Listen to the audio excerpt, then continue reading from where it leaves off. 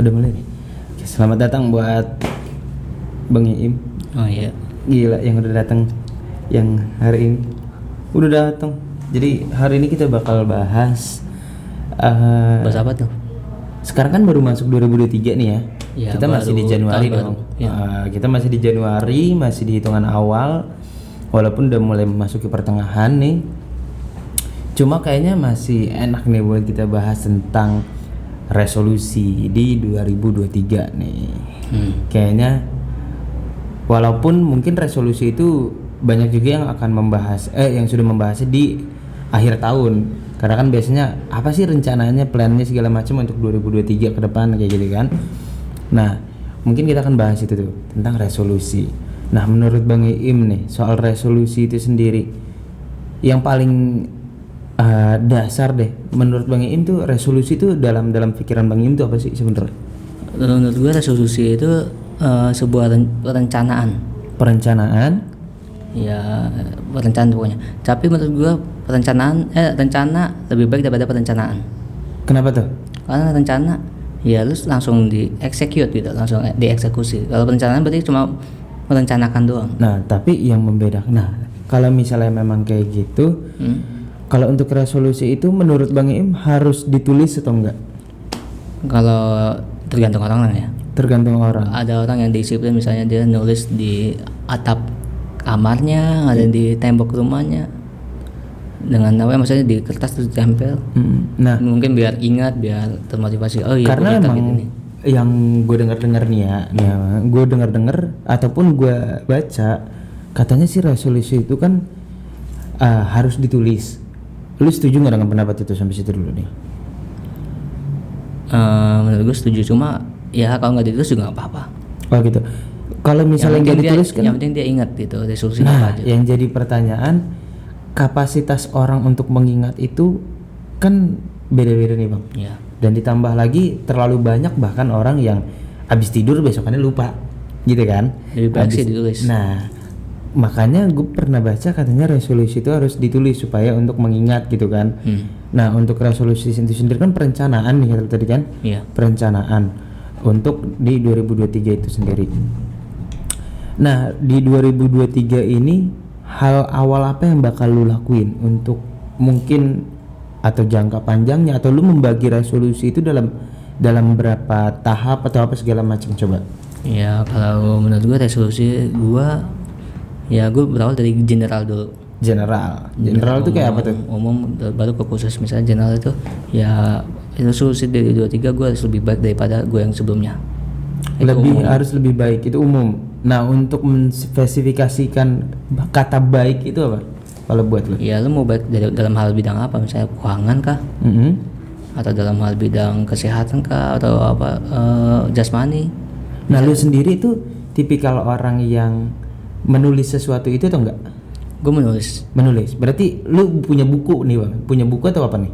Ya, gue juga. Atau note? Gue dulunya punya apa ya, diary lah. Diary ya. Cuma gue tahu mungkin beberapa orang yang dengar diary, misalnya cewek atau temen gue yang kenal gue pasti jijik gitu.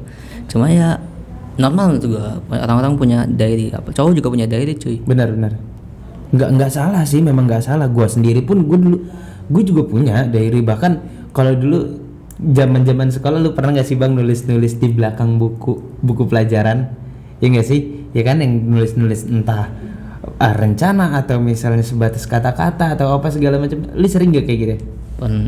Sering ya. Dari situ mungkin berawal akhirnya lu buat diary nih. Dan menurut gue diary itu juga cocok buat orang kayak gue. Kenapa tuh? Kenapa? Apalagi laki-laki itu lu pasti bingung, laki-laki itu mau ngeluh ke siapa, mau cerita ke siapa. Bener. Lu kalau cerita orang tua, pundak tuh berat rasanya ya. Lu kalau cerita ke orang tua jatuhnya kayak apa ya, cemen banget sih lu. Cuma kalau cewek cerita ke orang tua, misalnya diputusin cinta atau apa, kan wajar ya. Karena apa ya, mungkin apa ya dia lebih ke emosi kan sih. Iya. Jadi kan logikanya cowok itu fisik kuat gini. Tapi berarti lebih kepada stereotip yang ada ya. Iya. Kalau lu tuh memandang sebuah laki-laki bahwasanya nggak boleh untuk punya tempat cerita gitu ya, lebih kepada ya udah lu tuangin aja di buku tulis lu gitu. Iya, makanya gue nggak heran kalau malam-malam kayak gini jam 10 jam 1-an itu banyak banget bapak-bapak di depan rumah bengong sambil ngerokok. Oh, yang di terasan ya, yang modelannya sarungan, ya kan, sarungan terus sambil kopi sama rokok tuh ya, Iya. yang merenung aja kayak gitu. Lu berarti tipikal orang yang menulis nih ya. Iya, Berarti lu punya diary tadi lu bilang. punya. Nah, untuk diary lu sendiri, lu tadi bilang umumnya menjadi lebih baik, katakan kayak gitu ya. Iya. Menjadi lebih baik, dan dalam untuk spesifikasinya Iya. lu membagi lagi tuh. Kayak ibarat kayak gini, lu visi misi visinya umum, misinya apa aja kan kayak spesifik. Apa Kayak yang gitu, bakal lu kerjakan kan? Iya, Nah. gitu maksud gua. Nah, itu yang itu lu tulis di diary, Bang. Iya, misalnya lebih baik dalam hal jasmani, misalnya oke, gua minimal olahraga per minggu 4 kali. Wah, Bisa gitu. Gue misalnya diary-nya apa ya, resolusinya dalam hal keuangan, oke. Apa ya, bisa memiliki aset sekian.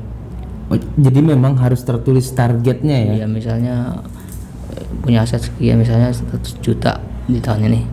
Ya berarti gue harus ada komitmen, misalnya kayak lebih rinci, misalnya minimal per bulan gue nyisihin 500.000 gitu. Apa yang harus lu lakukan untuk mencapai target lu itu? Ya, Itu nggak sih kayak maksudnya? usahanya, Oh, misalnya oke, jangka benar, panjang, benar. pendek ke jangka panjang.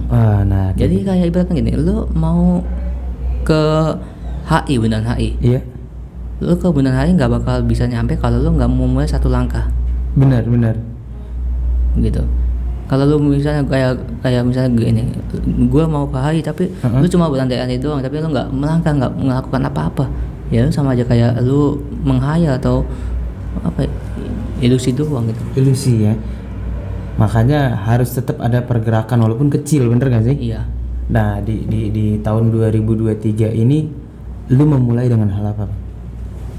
Mulai apanya? Memulai untuk tadi lu bilang kan targetnya ada nih, lu udah bikin. Nah, untuk memulai target untuk mencapai hal itu, targetnya tuh lu gimana sih cara memulainya? Apa yang pertama kali lu siapkan? Membuat agenda.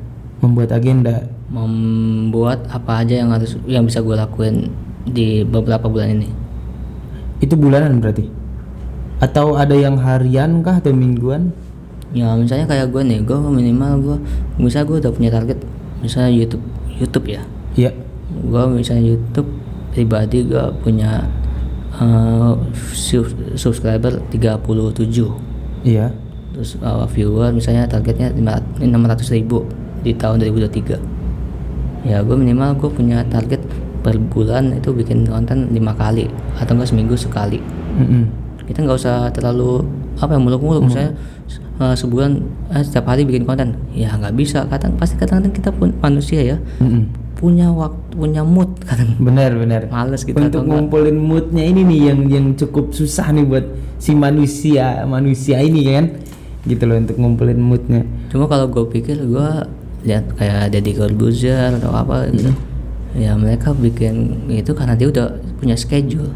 Iya. Udah punya schedule, punya tim, misalnya punya tim bagian apa ya, perencanaan misalnya. Bos, kita bulan Februari mau bikin konten apa aja, silakan hubungin ini. Jadi udah padat gitu. Iya benar. Ya itu salah satu keuntungan mungkin karena dia punya nama gitu loh. Nah, untuk kita orang yang masih kecil ini kan harus butuh effort lebihnya sih, ya kan? Nah, untuk teman-teman nih di luaran sana mungkin yang pengen memulai sesuatu hal baru nih, mungkin hal bagus. Buat teman-teman di luaran sana yang mungkin mau mencoba ataupun memulai hal baru di 2023, ada baiknya untuk menulis nih, untuk menulis apa aja, membuat list ya, lebih tepatnya membuat target di buku ataupun dimanapun itu untuk diri kita supaya punya semangat untuk mencapai target tersebut gitu. Mungkin buat teman-teman bisa melakukan hal itu nih dari Bang Iim yang bagi ke kita nih untuk kedepannya. Satu lagi, resolusi menurut gue itu kayak lu punya target di 2022 tapi belum tercapai, lu bisa masukin ke resolusi lagi. Oh, oke. Jadi resolusi itu nggak melulu tentang hal baru yang harus dicapai pada 2023. Betul. Tapi lebih kepada hal apa yang belum tercapai ataupun yang memang belum belum menjadi kenyataan di kehidupan lu. Iya. Lu inginkan, lu harapkan, dan itu bisa dari yang memang belum lu lakukan Atau yang sudah ada di perencanaan masa lalu tapi belum tercapai, itu bisa dimasukin. ya kayak ibaratkan lu main game ya. Iya. Mobile Legends ada namanya Nice Try. Silakan coba lagi. Gitu. Kalau zaman dulu lebih kepada kenalnya, mungkin tahu ada ini Apa? minuman kemasan yang harus digosok terus ada tulisan coba lagi. Pernah ngalamin?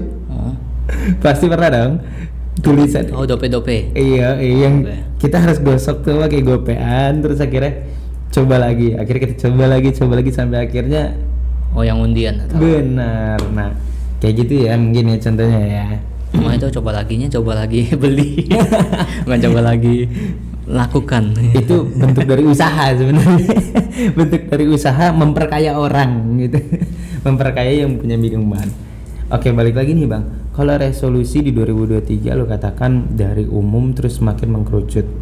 Mungkin lebih bisa dikerucutin lagi nih Bang. Hal penting apa sih yang pengen lo capai di 2023? Mungkin bisa sebutin 3 aja. 3.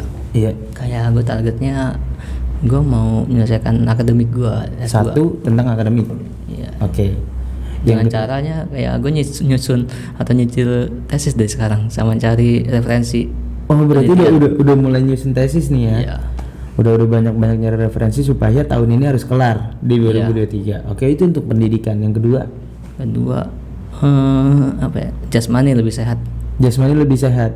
Iya. Salah satu caranya apa tuh? Ya, atau beberapa cara deh untuk mencapai jasmani itu sehat. Makan yang bergizi lah. Itu terus ada lagi? Tidur yang cukup. Tidur cukup. Olahraga minimal seminggu 3 kali atau 4 kali. Minimal 3 sampai 4 kali. Iya. Itu olahraga dalam bentuk apapun itu ya, Bebas ya. mau angkat beban sekeluarga. Waduh, itu aduh, olahraga berat Atau banget enggak, lari tapi jangan lari dari kenyataan. Jangan. Kalau itu jangan ya. Harus tetap bertanggung jawab sama apa yang lu ambil, apa yang lu putusin. Itu salah satu bentuk kepastian di dalam diri lu yang harus lu pegang. Iya. Bertanggung jawab, jangan lari dari kenyataan. Tuh, dengar kata Bang Iu. Yang ketiga apa tuh? lebih dekat dengan Allah lah. Lebih dekat dengan Allah. Bukan berarti gue ini ya, itu kadang-kadang orang gue kesel sama orang tuh. Orang misalnya taubat atau dekat sama Allah, wah dia mau meninggal, gak gitu anjir. Jadi penafsirannya dekat dengan Tuhan tuh adalah harus dengan meninggal gitu ya orang-orang ya. Ya mungkin kadang-kadang dia bisa dekat sama Allah, mungkin kayak lihat temannya yang seumuran udah padahal banyak cara ya untuk memandang hal itu ya, benar gak sih? Ya mungkin dia udah capek bandel lah atau capek berdosa. Benar kayak yang anjir gue udah lewat nih masa yang kayak gini. Atau lebih bertakwa lah. Benar. Oke. Yang penting kayaknya berarti umur makin tua nih ya. Iya. Jelas dong ya, umur makin tua pasti udah ada peningkatan, harus lebih dekat dengan Tuhan. Cuma gitu. umur siapa yang tahu? Bener kalimat itu, umur siapa yang tahu. Jadi kalau ditanya lu umur berapa, nggak ada yang tahu. Bener. Kalau usia baru. Usia saat ini tuh lu berapa sih gitu, baru bisa kejawab ya. Tapi kalau umur lu berapa? Umur kan kayak nikmat kan? Gak tahu, bener. Nikmat hidup gitu. Nggak berhenti ya, nggak ada yang tahu hal itu ya. Cuma Tuhan kita yang tahu ya. Benar. Berarti tadi tiga hal yang pengen dicapai. Selesai dalam pendidikan, terus jasmani, rohani, dan rohaninya kayak gitu. Berarti kalau untuk hal itu, berarti lu saat ini apakah tidak memikirkan tentang ekonomi? Apakah lu sudah kan tadi terbebas? Lu minta 3 doang ya. Oh udah 3, itu berarti hal yang penting ya. Gue kok pengen geprek kepala dia.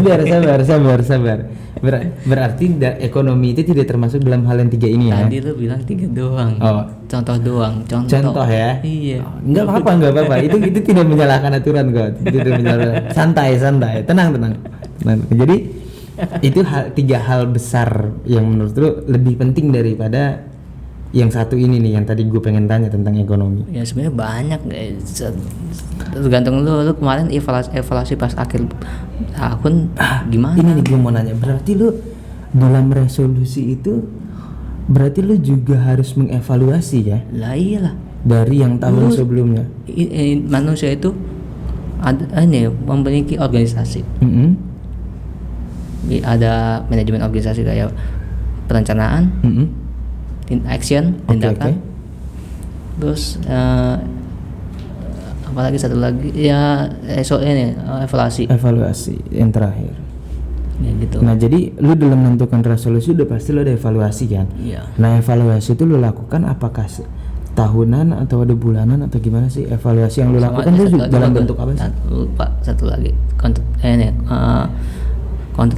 kontrol POAC, gue sebutnya POAC, lu pasti kenal kan di POAC di ini apa ilmu kuliah. POAC itu planning, organizing, action, and controlling. Oke, benar. Nah dari hal-hal itu yang lu sebutin tadi itu kan lu berarti punya kebiasaan untuk mengevaluasi diri. Iya. Untuk mengupgrade, yang pastinya untuk mengupgrade diri dong. Dengan lu mengevaluasi berarti lu sadar diri. Betul. Kalau nggak evaluasi berarti lu kadang-kadang bisa jadi orang yang nggak sadar diri, menyusahkan orang lain. Benar karena ya nggak ada perbaikan dalam diri sendiri dong karena nggak ada evaluasi. Nah lu lakukan evaluasi itu berapa lama sih biasanya? Lakukan evaluasi ya tergantung apa yang gue lakuin. Oh tergantung. Ya kayak lu gini lah, lu pernah ikut organisasi? Iya. Pasti misalnya kayak program kerja, bikin apa ya acara kayak ini pekan olahraga. Iya. Pasti ada evaluasi, misalnya evaluasinya apa ya, makanan atau konsumsi gedung ini. Cuma kan balik lagi, itu evaluasi bakal diperhatiin nggak pas belum pembentukan panitia atau sebelum pelaksanaan kegiatan selanjutnya. Oh berarti atau di tahun selanjutnya gitu. Oke. Jadi kan padahal kayak laporan kerja atau laporan apa itu laporan LPG kegiatan ya, LPG gitu kan, gunanya kan dipakai buat evaluasi buat patokan tahun selanjutnya supaya lebih baik. Iya gitu. Oh gitu. Oke. Ya, mungkin menurut lo atau menurut yang lo lihat ini yang pada view gini kelihatannya kayak kaku ya, cuma ya kita bukan masalah kaku apa gimana ya, kita apa ya, jangan menganggap hidup itu main-main gitu. Betul. Walaupun di Al-Quran udah jelas dunia itu tipu daya, emang tipu daya, cuma lo harus sungguh-sungguh melakukan sesuatu ya sesuai di Al-Insyir. Setelah kamu menyelesaikan satu urusan maka selesaikan urusan lainnya dengan baik. Benar. Berarti lu itu tipikal orang yang memplanning segala sesuatu ya? Enggak cuma planning doang, maksudnya action juga lah. Action juga, oke. Iya maksudnya semuanya tuh kayaknya gue ngeliat itu kayak yang lebih tertata bang. Intinya kita sebagai manusia jangan sampai apa ya, kita gagal manage diri sendiri, kita nyalain keadaan, nyalain orang lain, itu jangan kayak gitu. Oke. Padahal jangan sampai menyalahkan orang lain. Padahal punya badan, punya fisik ini, ya udah.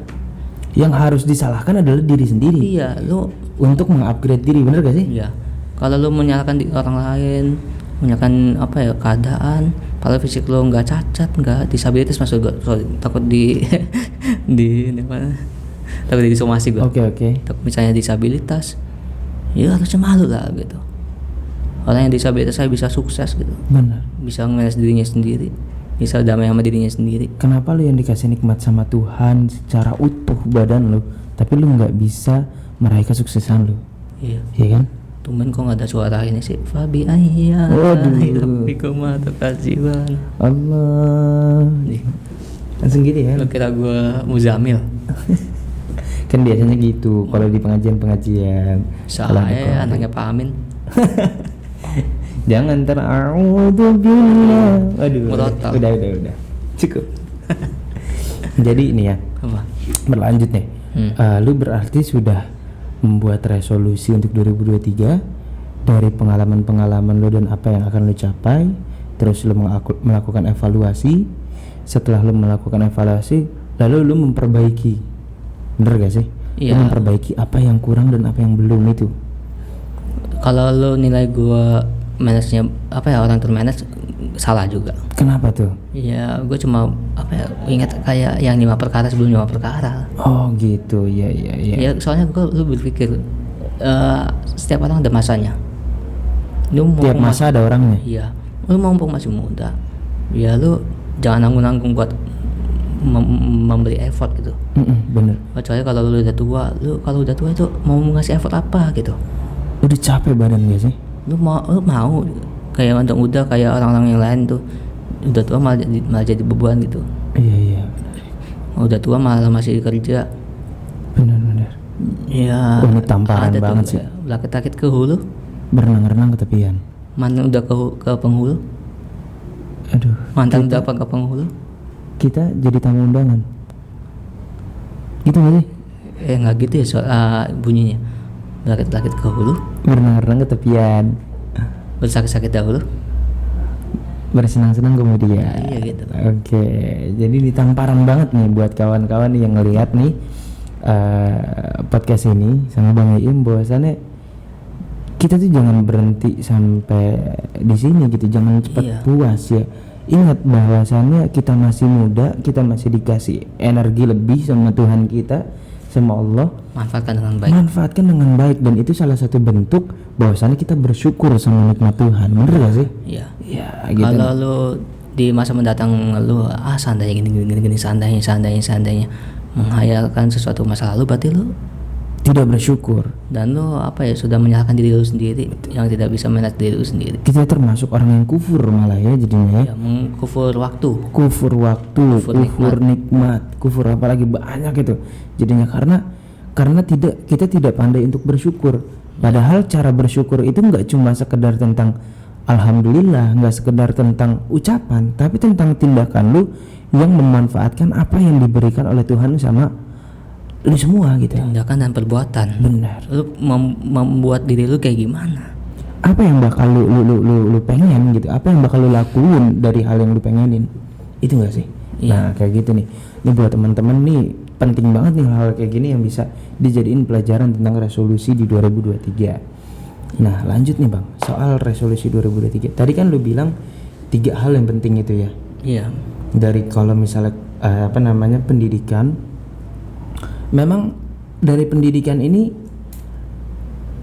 apa yang pengen lu tonjolin dari pendidikan ini sebenarnya? Poin lu dari menyelesaikan pendidikan apa sih? Impact.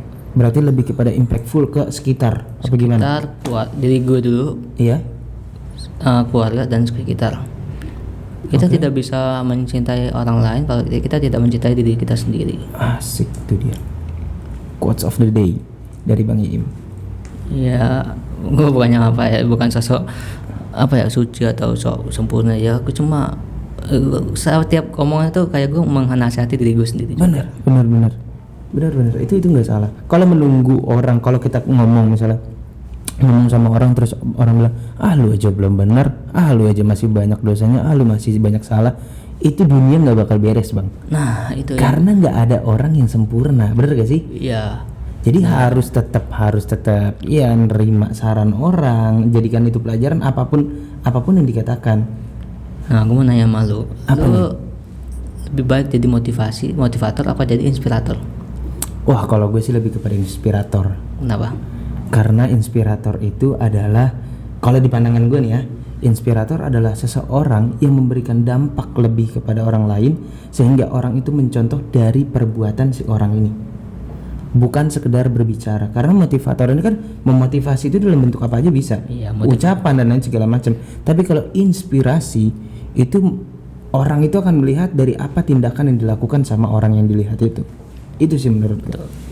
Dan gue kayak ingat teman-teman gue. Apa tuh? Mau sesering apapun lu datang ke acara motivasi atau ke acara-acara motivator gitu atau acara muhasabah. Iya. Kalau diri lu nggak berubah, nggak mau memotivasi diri sendiri. Iya, nggak ngerubah diri lu sendiri, ya lu nggak bakal berubah. Benar.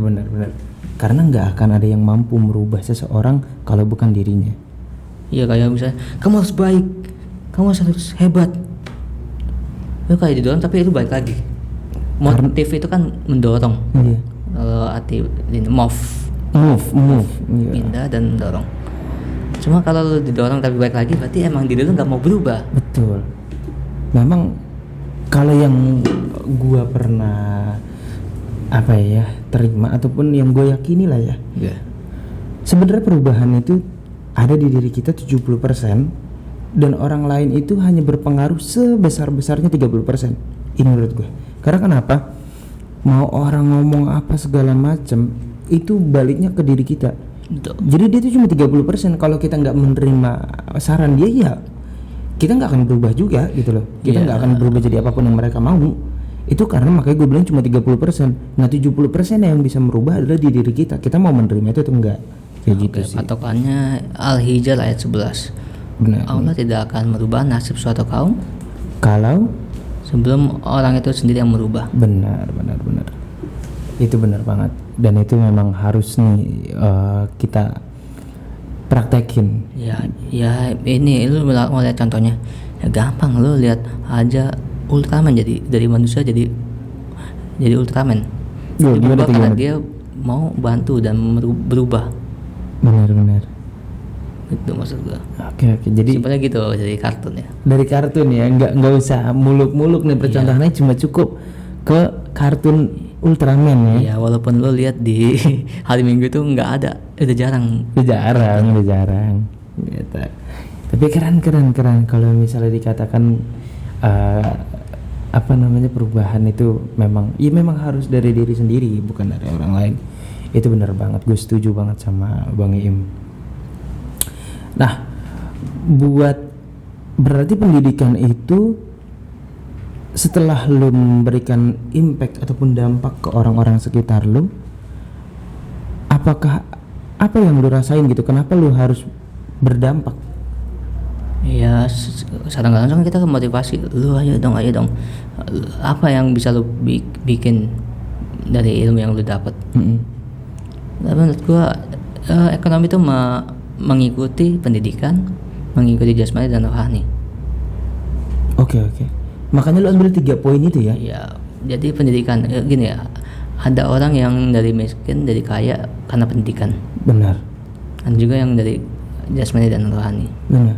Cuma gini, orang kalau jasmani rohani baik, terus pendidikannya juga baik, ya insya Allah sukses lah.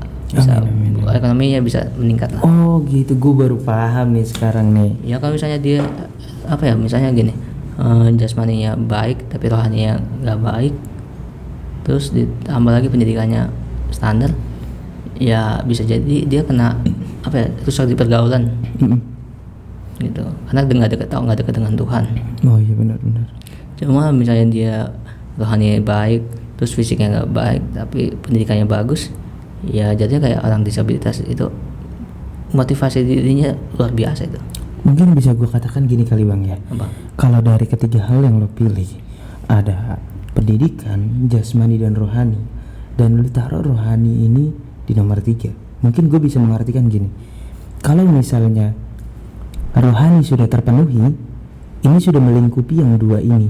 Ya, jadi sebenarnya bukan berarti gue menganggapnya 1, 2, 3 itu. Gue menganggap rohani, jasmani sama pendidikan itu sejajar. Jalan berbarengan ya. Iya, kalau 3-tiganya bagus itu bisa mengimpact ke ekonomi. Oh gitu, oke. Jadi memang harus ketiganya ya. Iya. Harus ketiganya. Makanya lu ambil 3 poin ini. Iya. Yang di resolusi besar lu di 2023. Gini, pendidikan. Lu secara dalam hal MSDM, gaji orang yang lulusan SD, SMP, SMA, S1, S2, gajinya sama apa beda? Beda ya itu. Simpelnya gitu. Oh jadi pendidikan itu semakin tinggi ya, lu gaji lu juga akan semakin besar dong. Iya, cuma tadi yang lu bilang bahwasannya ekonomi itu ekonomi mengikuti pendidikan juga ya, berkorelasi ya, berkorelasi positif lah di situ. Bahwasannya semakin lu berpendidikan, lu juga akan semakin besar potensi lu untuk sebuah kesuksesan. Iya, cuma balik lagi, lu jangan terlalu muluk. Misalnya lu baru lulus S1 misalnya, gue bener banyak banget teman gue, lu kenapa nggak kerja? Ya nggak ada yang serak sama gue. Emang maksud yang serak ya gajinya nggak sesuai sama yang gue mau. Emang gaji lu berapa? 9 juta. Gue mikir 9 juta apa kantor mau bayar atau perusahaan mau bayar tanpa tahu apa yang bisa dia berikan buat perusahaan. Bener. Skill lu apa? Lu berani meminta bayaran sebegitu besar, lu mampu menawarkan apa untuk perusahaan itu, bener gak sih? Iya. Jadi sekarang udah jarang orang apa ya? Gue ingat banget omongan bokap gue. Apa tuh? Kalau kamu kerja atau magang, kamu gak usah mikirin duitnya dulu, cari pengalamannya. Benar. Kalau kamu berpengalaman, sering membantu orang atau sering punya problem solver, insya Allah kamu berdampak buat perusahaan dan perusahaan bakal terbantu banget. Dan ditambah kalau kamu berpendidikan atau punya pendidikan lebih tinggi, ya pasti perusahaan berpikir kamu pasti bisa memberikan impact lebih kepada baik perusahaan itu. Kayak gitu. Oke, benar. Berarti bener banget sih ucapan dari bokap nih ya, bahwasannya ya jangan melulu melihat gaji gitu kan. Iya. Karena ya gaji juga bisa mengikuti dari kemampuan yang kita berikan ya kan. Gaji itu nilai. Ya kayak pas di sekolah, lu jangan iri lihat temen lu ranking 1, ranking 2, ranking 3. Itu cuma nilai. Benar. Gua ada teman pintar pendidikan belum tentu pintar dalam kehidupan sama pergaulan. Benar. Bahkan bisa berbanding terbalik loh, antara yang pintar dengan pendidikan sama pintar pergaulan itu bisa berjomplang banget. Iya, karena gue berpikir pintar pendidikan kayak lu ranking 1 di sekolah, ya cuma menurut gue bisa dibanggain pas di sekolah doang. Iya. Kalau lu banggain di masyarakat, gue tuh di ranking 1 loh di masyarakat, maksudnya di SMA gue ranking 1 mulu lah. Pasti di masyarakat yang sinis, terus apa dampak lu buat masyarakat? Iya, nggak peduli juga apa yang bisa lu kasih ke masyarakat. Kalau misalnya sekedar ranking 1 itu keuntungan buat diri lu doang, tapi masyarakat enggak, gitu kan sih? Iya. Terus tambah lagi misalnya lu di kerjaan, Pak, misalnya tanya apa kelebihan kamu, saya ranking 1, terus Pak di sekolah, emang apa dampaknya buat saya kalau kamu ranking 1 di sekolah? Sekarang udah nggak sekolah. Benar. Itu sebuah tamparan sih buat kita semua. Jadi gue negur teman-teman yang pintar, jangan terlalu sombong dengan kepintaran. Dan yang punya jabatan jangan mempintarin orang. Benar. Setuju. Gitu Li. Gila keren banget. Ini dalam banget sih pesannya. Bener ini dalam banget. Kalau buat teman-teman mungkin yang bisa mengambil hikmah dari apa yang diomongin Bang Iim tadi, itu dalam banget sih menurut gua. Karena ternyata arti sebuah pengalaman, pendidikan dan lain segala macamnya itu dalam banget ya. Intinya resolusi itu sebuah kehidupan. Kehidupan itu akan terus berjalan. Iya. Jalannya itu waktu nggak bisa diulang. Waktu nggak bisa dibeli. Iya, nggak bisa diulang, nggak bisa dibeli. Bisa disesalkan bisa. Cuma lu nyesalin masa lalu nggak bisa mengubah masa lalu. Benar. Ya lu bisa merubah masa depan atau menyiapkan masa depan dengan apa yang lu siapin dari sekarang. Benar. Gitu.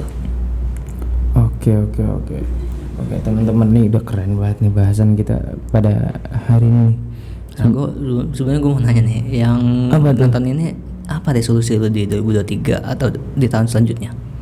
Nah, mungkin bisa banget nih buat teman-teman yang nonton ini, tulis di komentar resolusi apa aja sih yang teman-teman buat di 2023 ini, dan mungkin akan jadi bahasan juga nih buat kita nih. Nanti kita lihat komennya dari teman-teman semua, akan kita bahas juga nih untuk kedepannya resolusi dari teman-teman semua nih. Oke.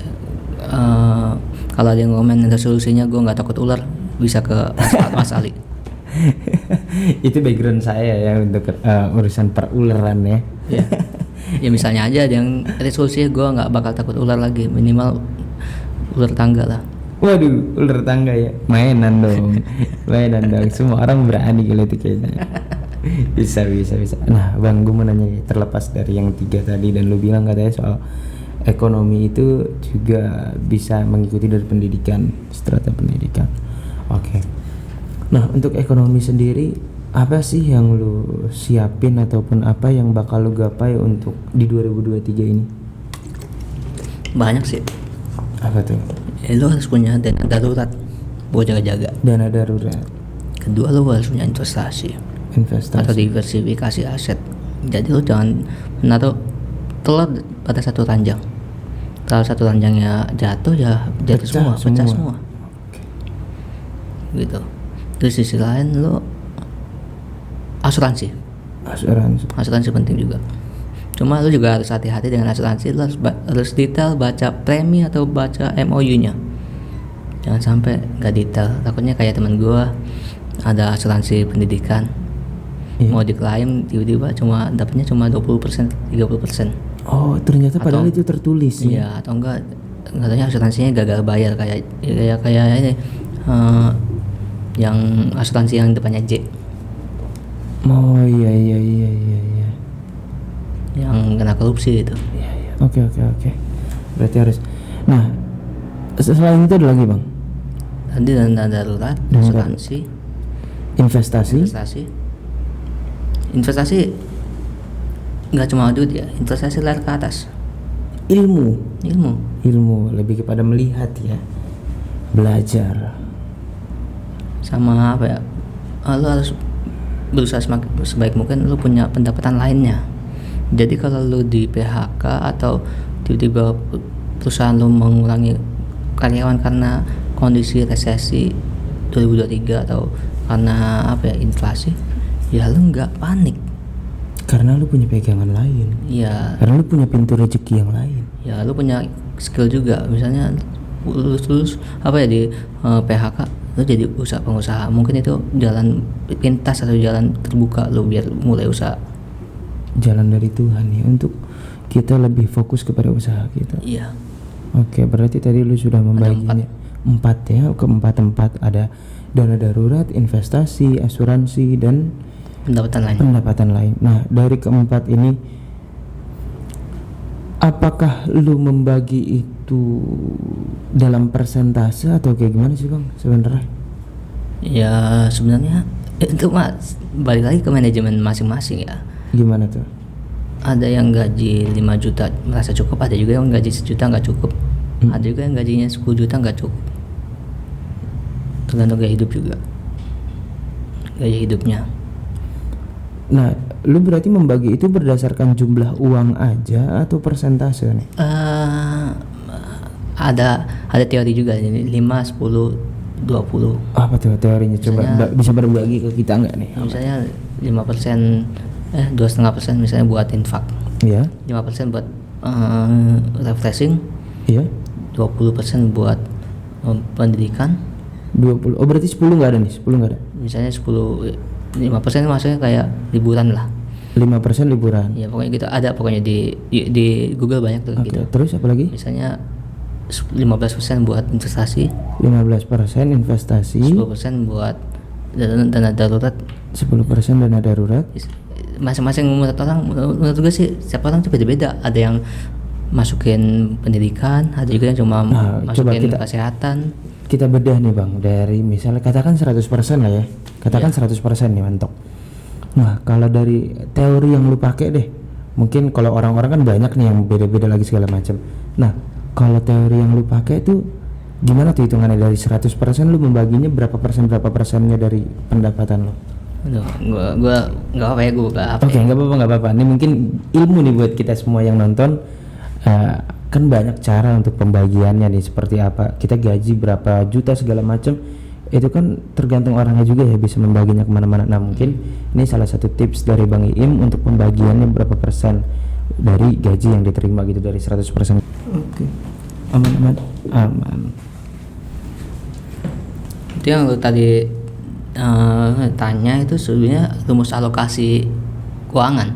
Rumus alokasi keuangan. Iya. Gimana tuh? Atau rumus alokasi budget. Oke, gimana? Ini ada yang simpel ya, kayak di aplikasi Bibit nih. Apa tuh? Misalnya 50% buat needs, kebutuhan.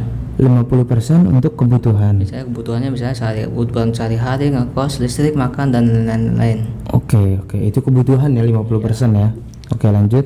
30% misalnya buat lifestyle, misalnya buat seneng-seneng, self reward atau nonton Netflix gitu atau pokoknya itu untuk menyenangi diri sendiri ya. Oke. Waduh, 30%. kan 80. Berarti tinggal 20% lagi ya. Misalnya 20%-nya goals atau apa ya, target.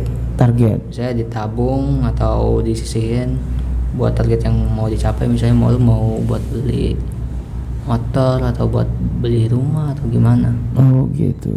Ya, cuma ada beberapa juga yang rumusnya. Ada yang lebih spesifik nggak Bang? Mungkin ada persentasenya lebih kecil nih buat ngebantu teman-teman. Mungkin yang masih bingung, gue gimana sih cara ngebagi duitnya nih? Gue punya duit sekian nih, misalnya katakan UMR lah 46 atau sekarang udah naik ya ke 49 gitu yang Jakarta. Ini ada. Nah, pembagiannya gimana tuh? Misalnya pembagiannya ini, misalnya tabungan buat investasi 15%. Investasi 15%. Terus makanan dan kebutuhan pokok misalnya 17,5%. 17,5% itu makanan dan kebutuhan pokok. Terus misalnya lo mau nyicil rumah 30%. Nyicil rumah 30%. Ya. Misalnya lain-lain ya kayak buat dana darurat misalnya 3%. Dana darurat itu termasuk yang lain-lain itu 3% ya? Iya. Oke. Terus zakat, infak misalnya 4%. Zakat dan infak itu 4%. Ya walaupun di Islam di 2,5 ya, 2,5. Oke, kita lebihin lah ya. Gitu. Misalnya ya kali aja lu buat nyenengin orang lain. Iya benar. Ya bikin beli kado gitu. Pokoknya target 4% ya. Terus 5% hiburan. 5% hiburan. Atau self reward gitu.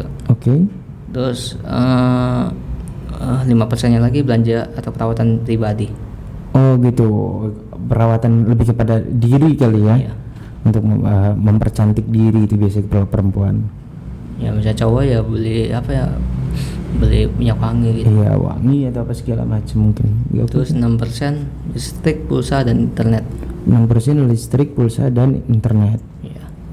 7%-nya asuransi misalnya kayak BPJS lah. 7% asuransi. Nah mungkin teman-teman nih nanti mungkin bakal kita taruh di ini ya di deskripsi untuk pembagiannya nih untuk teman-teman supaya bisa lebih jelas nih untuk pembagiannya. Terus sisanya misalnya transportasi 7,5%. Transportasi 7,5%.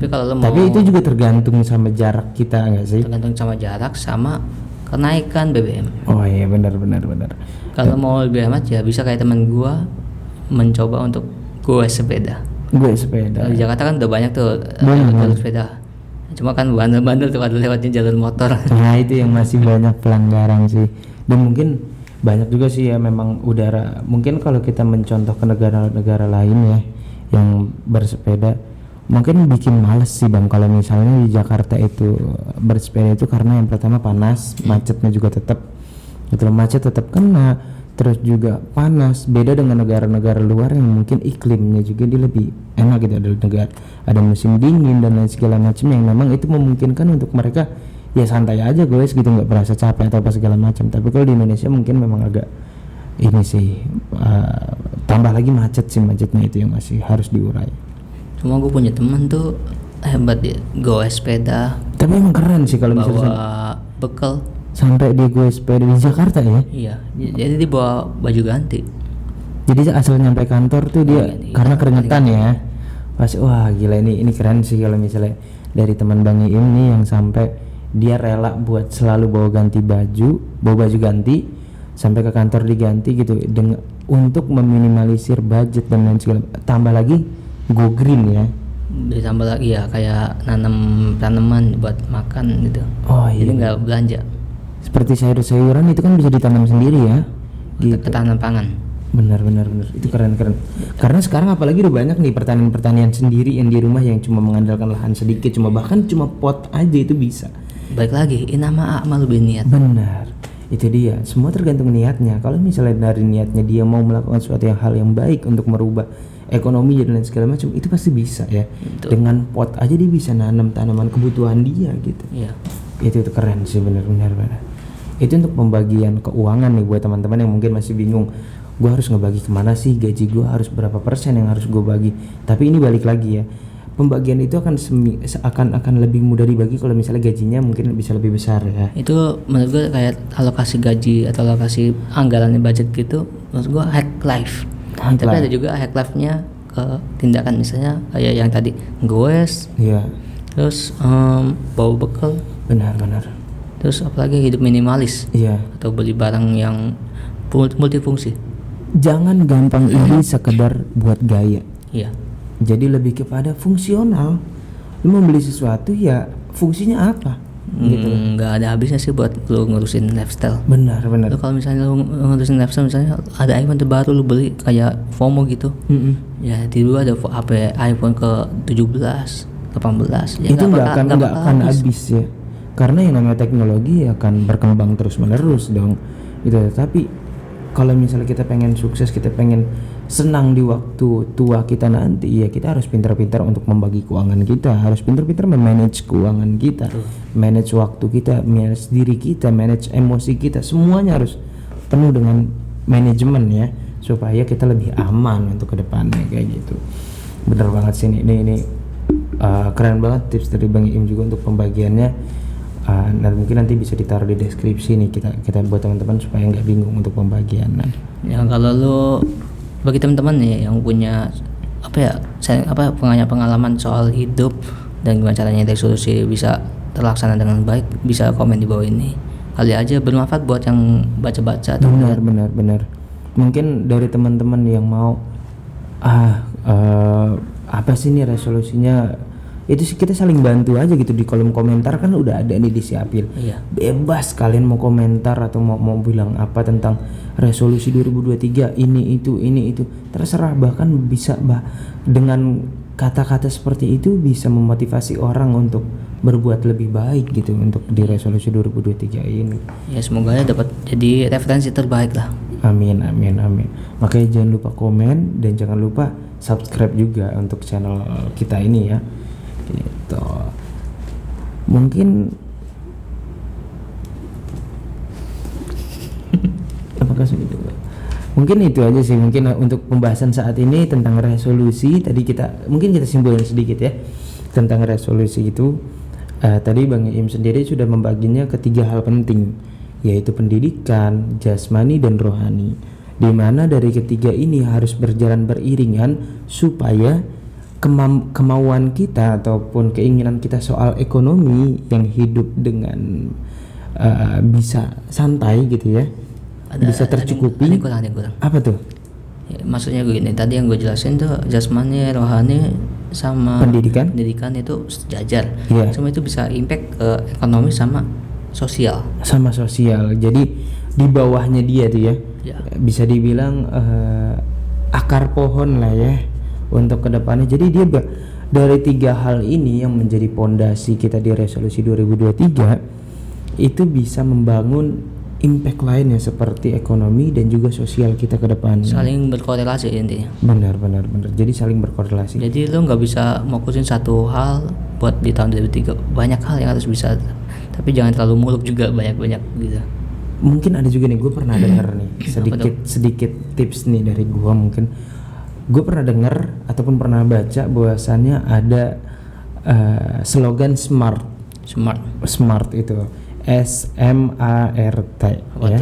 Nah, S-nya ini itu lebih kepada spesifik. Jadi dalam membuat resolusi kita harus spesifik apa yang kita mau. Itu yang pertama, spesifik atau signifikan. S-nya itu untuk yang S. Untuk yang M ini lebih kepada measurable. Jadi lebih terukur. Kita harus bisa mengukur apakah diri kita mampu untuk melakukan hal yang kita tulis ini, dan cara kita membuat mampu diri kita apa sih caranya gitu loh. Nah itu harus kita harus pintar-pintar mengukur diri kita, pintar-pintar sadar diri. Benar. Nah itu termasuk itu ya. Jadi dari spesifik, terus juga measurable harus terukur, terus ada A. Apa? Yang A ini yaitu apa ini? Kok saya agak sedikit lupa ini. A itu lebih kepada saya lupa ya. Bentar. Mungkin saya sedikit lihat dulu nih. Saya lupa kok. Achievable. Nah, ini nih. Aduh, saya sedikit ke-distract nih otak saya. Ada SMART ya tadi, spesifik, measurable, achievable itu jadi yang mampu bisa kita gapai ya. Yang bisa menjadi yang pastinya kita mampu untuk melakukan hal itu gitu. Termasuk daripada measurable tadi, achievable.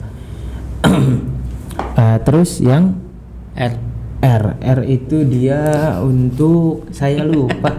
Saya lupa ini kenapa tadi saya pernah relevan. Nah, relevan.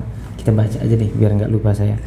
Jadi ada SMART itu ada specific, measurable, achievable, relevan, dan yang ketiga T itu timely. Jadi relevan itu yang relevan sama kehidupan kita ke depannya. Sesuai dengan keadaan, bener. Itu tuh berurutan itu tuh berkorelasi dari yang spesifik terus ke measurable, terus juga ke achievable, terus juga ke relevan, dan juga yang terakhir itu relevan berarti lebih ke up to date ya. Iya, dan timely. Kita harus punya deadline. Iya, deadline, bener. Kita harus punya jangka waktunya supaya jadi lebih jelas. Tapi jangan SKS juga kan? Jangan SKS lah. Karena kan butuh proses semuanya, butuh SKS? waktu. Sistem kebut sejam. Oh itu loh. Lebih cepet ya, bukan semalam lagi, sejam. Kayak ini warnet sejam doang. Gitu ya. Jadi tadi kalau tips dari Bang Iim itu ada tentang 3 hal penting untuk resolusi. Yang pertama pendidikan, ketuhan jasmani dan rohani. Ketiga ini harus jalan beriringan supaya memberikan impact. Di bawahnya yaitu ada ekonomi dan juga ada sosial. Ya. Dan kalau dari gue sendiri ada SMART, ada spesifik yang harus kita tulis yang kita inginkan, ada measurable terukur, ada achievable mampu kita gapai, ada relevan ataupun up to date untuk sesuatunya. Betul. Dan timely atau timeline yang harus kita buat lebih terukur supaya kita mampu mencapai target-target tersebut. Mungkin itu sih Bang yang bisa kita obrolin pada hari ini. Pokoknya ada GL. pesan-pesan nih dari Abang. Pokoknya GL. Apa tuh GL? Good luck. Kalau nggak GL, NT. Apa tuh ente? Next try. Apa? Next try. Next try. Oh, nice try. Ya, Okay. good luck. Semoga sukses. Kalau nggak sukses ya udah. Nice try. Oke. Makasih nih buat Bang Iim yang udah hadir dan berbagi pengalamannya buat kita semua. Makasih banyak. Salaman dulu kita. Aduh, lagi repot. Oke, makasih banyak ya. Thank you. Mungkin buat teman-teman jangan lupa subscribe dan juga komen di bawah ini, dan jangan lupa ya resolusi 2023-nya. Terima kasih semuanya. Bye bye.